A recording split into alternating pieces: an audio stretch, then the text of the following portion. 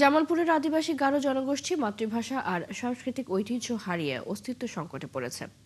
খাদ্য, বাসস্থানের অভাব আর অনুন্নত যোগাযোগ ব্যবস্থায় পিছিয়ে পড়ছে তারা।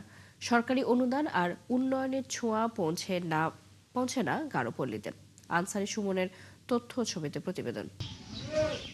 প্রায় ২০০ বছর আগে জামালপুর সদর উপজেলার শরীফপুর ইউনিয়নে বসতি স্থাপন করে গারো আদিবাসীরা। বংশ পরম্পরায় এখনো টিকে আছে ২৪টি পরিবার। নানা প্রতিকূলতায় এই জনগোষ্ঠী পড়েছে অস্তিত্ব সংকটে। মাতৃভাষায় কথা বলতে পারছে না এখানকার শিশুরা।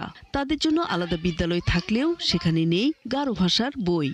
আমরাই মাতৃভাষা ভুলে যাইতেছি। আমাদের ছোটরা যারা আছে তারা হয়তো ভুলেই যাব মাতৃভাষা।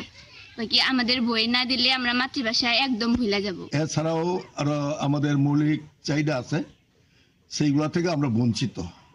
আমরা একা একক অবস্থায় আছি। ৭২ ঘন্টা ময়েশ্চার লক সমৃদ্ধ লিলি বডি ওয়াশ, শিয়া বাটারের গুডনেস স্কিন রিপেয়ার করে রাখে সফট ও গ্লোয়িং। মাতৃপ্রধান গারো পরিবারের নারীরা জঙ্গলের কাঠ বিক্রি করে সংসার চালাতো এক সময়। এখন বন জঙ্গল না থাকায় আয়ের সেই পথ বন্ধ হয়ে গেছে। নিজেদের ভাষা, সংস্কৃতি আর শিকার ছেড়ে তারা এখন অন্যের জমিতে কামলা খেটে দুবেলার খাবার সংগ্রহ করছে। এই পল্লীর বয়স্ক বিধবা নারীরা পান না সরকারি ভাতা কার্ড। আমরা আগে নাকড়ি কুড়াইতাম, অন্ত আরা জঙ্গল নাই, অন্ত আমগরে কৃষি কাজ ছাড়া তো উপায় নাই। আমগরে পেট বাঁধি চলে না। ওই কাম করে তাঙ্গরে সংসার চলে না। না হয় না কি করবো, কি করে খামো, না হয় না খাবার খাওয়াও চলে না, কিছুই চলে না। আগে কুচে হচ্ছে মাতাম ভাই, খাল বিল শুয়ে গেছে, আর মনে গেল অভাবে সংসার কুচা গাছে কম পাওয়া যায়।